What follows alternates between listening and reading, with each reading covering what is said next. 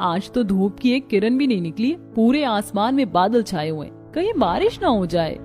अक्षिता बाहर रस्सी पर कपड़े फैलाकर आई, अपने छोटे से घर में वापस आ गई जहाँ धुआं ही धुआं हो रहा था। अनामिका बहू, तुझे कितनी बार बोला है तेल ज्यादा गरम करके बघार मत किया कर। माँ जी, मुझे कुछ काम याद आ गया था। पूरे घर में तेल की धसक फैल गई थी। ये देख अक्षिता को फिर से बाहर आना पड़ा। इस घर में तो एक एक दिन काटना और भी मुश्किल होता जा रहा है। हम पहले इतने छोटे से घर में गुजारा कर रहे हैं, ऊपर से माँ जी अब देवर जी की शादी करना चाहती हैं। ऐसे में तो इस घर में गुजारा करना नामुमकिन हो जाएगा। अक्षिता ये सोचते हुए बाहर खड़ी हुई परेशान हो रही थी कि तभी उसके सिर पर ठंडी ठंडी पानी की बूंदें आकर गिरने लगी, जिससे वो अपनी सोच से बाहर आई और उसने देखा कि सामने रस्सी पर फैले कपड़े बारिश में भीगने लगी। अरे नहीं, मैंने अभी ये सारे कपड़े धोए थे।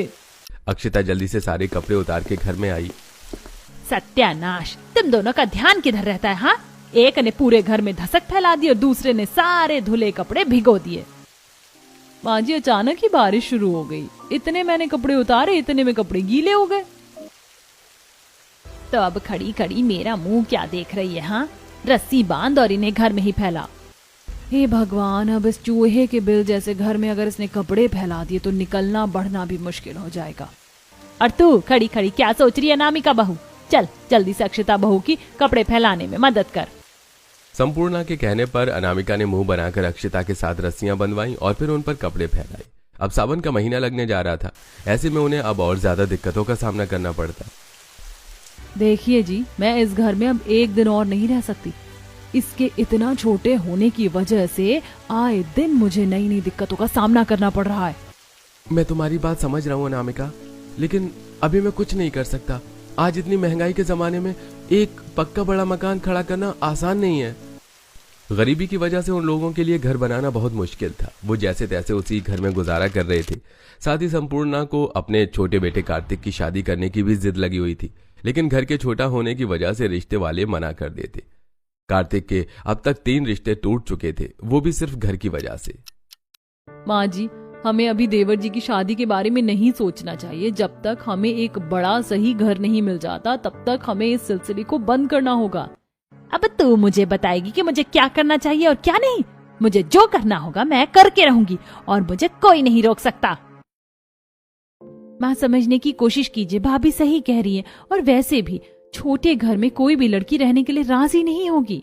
तो फिर ठीक है, मैं आज ही तेरे ससुर से हमारी पेड़ वाली पुरानी जमीन को बेचने के बारे में बात करूंगी। मुझे जल्द ही एक ठीक से घर संभालने वाली बहू चाहिए, क्योंकि तुम्हारी वजह से हमारे सारे घर का हिसाब बिगड़ा हुआ है।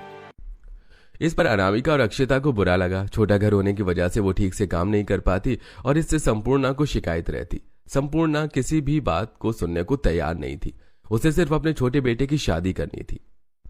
सुनिए जी, छोटा घर होने की वजह से कार्तिक के कितने रिश्ते टूट चुके हैं। आप उस पेड़ वाली पुरानी जमीन को बेचकर इसे बड़ा बना लीजिए। संपूर्णा, आखिर तुम्हें कार्तिक की शादी इतनी जल्दी करनी ही क्यों है? हाँ, और अभी उस जमीन को बेचने का कोई फायदा नहीं है, वहां कोई नहीं रहना चाहता। हाँ माँ, एक तो हमारी जमीन पर इतना बड़ा पेड़ खड़ा हुआ है, ऊपर से आसपास दूर दूर तक सिर्फ वीराना है। ऐसे में वो जमीन बेचना आसान नहीं है, और अगर बिक भी गई तो उसके कोई अच्छे दाम नहीं लगाएगा। सभी ने संपूर्णा को काफी समझाने की कोशिश की, लेकिन संपूर्णा को कोई भी बात समझ में नहीं आ रही थी। फिर अगले दिन पूर्वी माँ जी किस जमीन के बारे में बात कर रही थी? भाभी, यहाँ से काफी दूर हमारी एक पुरानी जमीन पड़ी हुई है, जिस पर एक बड़ा पेड़ खड़ा हुआ है। बसावट ना होने की वजह से उस जमीन के अच्छे दाम नहीं लग पाते, इसीलिए हम उसे बेचने के लिए सही समय का इंतजार कर रहे हैं। क्या तुम मुझे वो जगह दिखा कर ला सकती हो? ठीक है भाभी, लेकिन पहले हम सभी खाना खा लेते हैं, उसके बाद हम वहाँ जाएंगे। खाना खाने के बाद पूर्वी अक्षिता को पेड़ वाली जमीन दिखाने लेकर गई। काफी दूर तक चलने के बाद वो उस जमीन के पास पहुंची। वाह, इतना बड़ा पेड़! यकीन ही नहीं होता कि पूरी खाली जमीन पर इतना बड़ा पेड़ खड़ा हुआ है।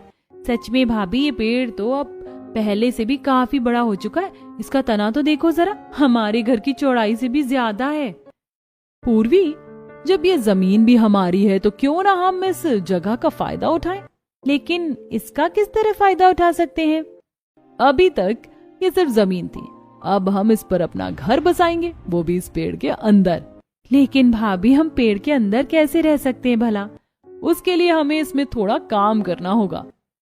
पेड़ को अच्छी तरह सब तरफ देखभालने के बाद दोनों नंद भाभी वापस घर आ गई। बहू, पूर्वी कहाँ चली गई थी तुम दोनों? यहाँ मैं तुम्हें सब तरफ ढूंढ ढूंढ कर परेशान हो रही हूँ। वो माँ जी, हम खाना खाकर थोड़ा टहलने निकल गए थे और टहलते टहलते हमें इतनी देर हो गई, पता ही नहीं चल पाया। कम से कम बताकर तो जाती। चलो दोनों घर के कामों में लगो। संपूर्णा के कहने पर दोनों घर के कामों में लग गईं। शाम को जब हर्ष और सूरज काम पर से घर लौटे तब अक्षिता ने उन दोनों से पेड़ को घर में बदलने की बात की। तुम कैसी बच्चों जैसी बातें कर रही हो अक्षिता? भला हम पेड़ में घर कैसे बनाएंगे? हर्ष जी, वो पेड़ है यानी लकड़ी, आप तो लकड़ी का काम करते हैं ना, तो फिर आपको मेरी बात समझ में आनी चाहिए। मुझे लगता है अनामिका सही कह रही है, हम कोशिश करके देख सकते हैं। भैया, हम उससे सिर्फ समय बर्बाद करेंगे और कुछ नहीं। भैया, एक बार कोशिश करके देखते हैं, क्या पता हम कामयाब हो जाएं। सभी के कहने पर हर्ष ने बात को मान लिया, लेकिन उसे अभी भी इससे शिकायत थी। अगले दिन अक्षिता, पूर्वी, सूरज और हर्ष उस पेड़ के पास पहुंचे और सोच के अनुसार उसकी कटाई करनी शुरू कर दी। वहीं अनामिका, संपूर्णा और हरिवंश के साथ भी। जरा ये देखिए, इसमें तो कितने बड़े बड़े गोल गोल सुराख बने हुए हैं, ये हमारे घर की खिड़कियां बन जाएंगे। वाह भाभी, आपका दिमाग तो बहुत तेज चलता है। चारों ने अपनी पूरी मेहनत से पेड़ में अंदर जाने का दरवाजा और साइडों में बड़ी सुराखों में खिड़कियां बनाई। ये देखिए, क्या इससे कोई फायदा है? ये सिर्फ हमारे घर जितना ही बड़ा है, इसमें भी हमें वही सब परेशानियों को झेलना पड़ेगा। बेवजह ही हमने इस पर अपना समय बर्बाद कर दिया। हर्ष जी, जरा ऊपर देखिए, इस पेड़ का मोटा तना ऊपर जाकर 2 हिस्सों में बट रहा है। हम वहाँ पर भी रहने का हिसाब बना सकते हैं। हम वहाँ तख्ते लगाकर दूसरी और तीसरी मंजिल भी बना सकते हैं, लेकिन अभी के लिए इतना काम काफी है। बाकी का काम हम कल करेंगे और हमें इसकी सफाई भी करनी होगी। सावन लगने वाला है, ऐसे में इसमें कीड़े मकोड़े पैदा हो जाएंगे। सूरज की बात सभी को समझ में आ गई। इसके बाद सभी घर वापस चले गए। इसी तरह फिर अगले दिन चारों फिर से पेड़ पर काम करने आए। अक्षिता ने अंदर से पेड़ की सफाई की और फिर दोनों बेटों ने अंदर से पेड़ में काम करना शुरू किया। उन्हें पेड़ के ऊपर 2 हिस्सों वाले तने में एक कमरा बनाया, उस पर पहुंचने के लिए सीढ़ियां बनाई और उसमें एक छोटी सी गैलरी भी बनाई। ये कितना सुंदर लग रहा है और इसमें हमारे घर से ज्यादा जगह है, हम ऊपर भी जा सकते हैं। हम इसकी डालों पर भी थोड़ा काम कर सकते हैं, फिर हम इस पेड़ को पूरी तरह से बरतेंगे। अगले दिन सभी ने पेड़ घर में घर का सामान पहुंचाने की शुरुआत की। हर्ष, सूरज, क्या तुमने कोई नया मकान खरीद लिया? ये सामान कहाँ लेकर जा रहे हो? हाँ माँ, हमने खुद एक मकान बनाया है। सामान पहुंचाने के बाद हम वहीं रहेंगे। घर में ज्यादा सामान न होने की वजह से सभी ने एक ही दिन में सामान पहुंचा लिया और फिर दोनों बहुएं संपूर्णा और हरिवंश को पेड़ घर तक लेकर गईं। अरे, तुमने तो हमारे पुराने पेड़ में ही घर बना डाला। ये तो तुमने सच में कमाल ही कर दिया। क्या बकवास है ये, पेड़ में घर? भला आप कोई आदिवासी हैं क्या? माँ, एक बार अंदर चलकर फिर बताना। खूब मनाने के बाद संपूर्णा पेड़ घर में जाने के लिए राजी हो गई। अंदर जाने के बाद उसे पेड़ के असली आकार और उसमें की गई कारीगरी का पता चला। तुम चारों ने तो इसमें बहुत मेहनत की है। आखिर तुमने कौन से समय में ये सब कर लिया? माँ, काम मुश्किल था, लेकिन सबके एक साथ मिलकर करने से हो गया। इसके बाद तीनों बेटों ने मिलकर एक बैटरी का इंतजाम किया, जिससे पेड़ घर में लाइट लगाकर उन्होंने उजाला किया। इस पेड़ घर में तो कितनी ठंडक है, क्या हमें गर्मी का पता ही नहीं चल रहा है? कोई माने या ना माने, लेकिन ये पेड़ घर हमारे उस घर से तो कई गुना बेहतर है। अब सभी ने उस पेड़ घर में रहना शुरू कर दिया। एक दिन चारों सास बहू नंद पेड़ घर की गैलरी में बैठकर चाय पी रही थी और ठंडी हवा के मजे ले रही थी। वैसे मानना पड़ेगा अक्षिता, तुमने खूब दिमाग चलाया है। भाभी जी, परिवार के लिए इस तरह दिमाग चलाना पड़ता है। चारों बैठी हुई बातें ही कर रही थी कि तभी तेज बारिश शुरू हो गई। सर पर इतने घने पत्तों की छत होने की वजह से हम पर बारिश की एक बूंद भी नहीं गिर रही है। माँ, अभी तो आप देखते जाओ कि हमारा ये पेड़ घर और कितने फायदे हमें दे सकता है। शाम को रोज इसी तरह घर की चारों औरतें पेड़ घर की गैलरी में बैठकर चाय पिया करती। दोनों बेटों ने मिलकर उस पेड़ मकान लकड़ी का थोड़ा और काम किया, जिससे वो अब एक आलीशान पेड़ घर में बदल चुका था। उसमें कई कमरे थे। हर कमरे के आगे एक गैलरी थी और हर मोटी शाखा पर एक लकड़ी से बनी रेलिंग लगी हुई थी, जिससे एक से दूसरे कमरे तक आया जाया जा सकता था। आसपास के निकलते बढ़ते लोगों को भी ये कारीगरी देख काफी हैरानी होती। अब तो हमारे पास इतना बड़ा घर है, अब हम आराम से कार्तिक की शादी कर सकते हैं। इस बार कार्तिक की शादी करने के लिए किसी ने मना नहीं किया। लड़की वालों को भी पेड़ घर काफी पसंद आया। गांव की एक सीधी सी लड़की संपूर्णा के घर में बहू बनकर आ गई। शादी के पेड़ घर को दोनों बहुओं ने मिलकर फूलों और लाइट से बड़े अच्छे से सजाया, जिसे देखकर सभी के होश उड़ गए। नई बहू को भी पेड़ घर काफी पसंद आया, लेकिन बदकिस्मती से अब सावन का महीना लग चुका था। रोज रोज बारिश हो रही है, जिससे पेड़ घर की लकड़ी फूलने लगी है। अब तो एक दरवाजा भी खोला नहीं जाता। हाँ भाभी, और सफाई करने के बाद भी घर में जगह जगह कीड़े हो रहे हैं। बरसात के मौसम में तो बड़े बड़े पक्के मकानों में कीड़े हो जाते। ये तो फिर भी एक पेड़ का घर है। कुछ तो करना होगा। ये कीड़े जहरीले भी हो सकते, अगर इन्होंने किसी को काट लिया तो। आप सभी चिंता मत कीजिए, मैं कीड़े मारने वाली दवाई ले आई हूँ। हम इसे पूरे घर में छिड़क देंगे, जिससे यहाँ कीड़े नहीं होंगे। तीनों बहुओं ने मिलकर पूरे घर में कीड़े मारने वाली दवाई का छिड़काव किया। इससे कुछ कीड़े तो मर गए, लेकिन वो काफी नहीं था, और लगातार बारिश होने की वजह से उसकी लकड़ी से भी अब कीड़े पैदा हो गए थे। सभी को अब कीड़ों की वजह से काफी दिक्कत होने लगी। इतनी ज्यादा बारिश होने की वजह से पूरे पेड़ घर में सीलन फैल चुकी है। ऐसे में ऊपर वाली मंजिलों पर रहना ठीक नहीं होगा। इस मौसम में लकड़ी फूलकर कमजोर हो जाती है। बारिशों की वजह से अब सभी का ऊपर वाली मंजिलों पर जाना बंद हो गया था, जिसकी वजह से ऊपर के कमरों की सफाई न होने की वजह से उनमें गंदगी फैलने लगी। लंबा समय गुजरने के बाद बारिश होनी बंद हो गई, लेकिन अब कुछ ही दिनों में पतझड़ का मौसम लगने वाला था और पेड़ के पत्ते झड़ना शुरू हो गए। ये लो, अभी तो बारिश को कहर खत्म हुआ था और अब ये तेज हवाएं चलने लगी। अब पतझड़ का मौसम लगने लगा है। ऐसे में इस पूरे पेड़ घर के पत्ते झड़ जाएंगे। हे भगवान, अगर ये इतना बड़ा पेड़ सूख गया तो कितना डरावना लगेगा। अरे नहीं, यहाँ तो वैसे भी दूर दूर तक कोई नहीं रहता है। लेकिन अब डरने से क्या फायदा था। कुछ ही दिन में पतझड़ का मौसम लग गया और पेड़ से तेजी से पत्ते गिरने भी शुरू हो गए। अरे ये क्या, इस रूखे सूखे मौसम में तो पेड़ घर के आधे से ज्यादा पत्ते गिर चुके हैं। धीरे धीरे ये पूरी तरह गंजा हो जाएगा और हमें फिर से वही सब परेशानियां उठानी पड़ेंगी। अक्षिता अनामिका को कुछ नहीं कह पाई, क्योंकि उसे पता था कि अनामिका सही कह रही है। और धीरे धीरे पेड़ घर के सारे पत्ते झड़ गए, जिससे उसकी बड़ी शाखाएं अब सूखने लगी। एक दिन एक बड़ी शाखा गैलरी की रेलिंग पर आकर गिरी, जिससे रेलिंग टूट गई। अरे नहीं, इसकी शाखाएं तो गिर रही हैं। हाँ भाभी, कुछ दिन पहले एक बड़ी शाखा बिल्कुल मेरे बराबर में जमीन पर आकर गिरी। अगर मैं थोड़ी भी हिलती तो उसके नीचे दब जाती। फिर तो हमें हर दम यहाँ सावधानी से रहना होगा। अब सभी घर में चौकन्ने होकर रहने लगे, लेकिन अब सर्दियां शुरू होने वाली थी, जिसमें लकड़ी और भी ज्यादा सूखने लगी और धीरे धीरे पेड़ की बड़ी बड़ी डालें नीचे आकर गिरने लगी। अब सभी ने शाखाओं के गिरने की वजह से पेड़ के बाहर खड़ा होना बंद कर दिया था। औरतें पेड़ के अंदर रहकर समय बिताया करती, वहीं उनके पति काम पर चले जाते। फिर एक दिन, अरे ये क्या हो रहा है? क्या यहाँ पर कोई बिल्डिंग बनने वाली है? अक्षिता ने देखा कि पेड़ से कुछ दूरी पर बड़ी बड़ी बुलडोजर्स, क्रेन और कुछ इंजीनियर खड़े हुए थे। अक्षिता, सुनने में आया है कि यहाँ एक बड़ा होटल बनने जा रहा है। अगर ऐसा हुआ तो हमारी जमीन की कीमत काफी बढ़ जाएगी और हम एक अच्छा बड़ा घर बना पाएंगे। ये तो बहुत अच्छी बात है। वैसे भी हम इस घर में इतनी ठंड में अब गुजारा नहीं कर पा रहे। समय गुजरा और अब और ज्यादा ठंड बढ़ गई। ठंडी ठंडी हवाएं चलने लगी, जिससे पेड़ घर पर काफी असर पड़ रहा था। कितनी सर्दी है। इस पेड़ घर में तो हमारे घर से दुगुनी सर्दी लग रही है। माँ जी, ये लकड़ी है ना, ठंड पड़ने से ये काफी ठंडी हो गई है, जिससे हमारे पेड़ घर में 2 गुना सर्दी बढ़ गई है।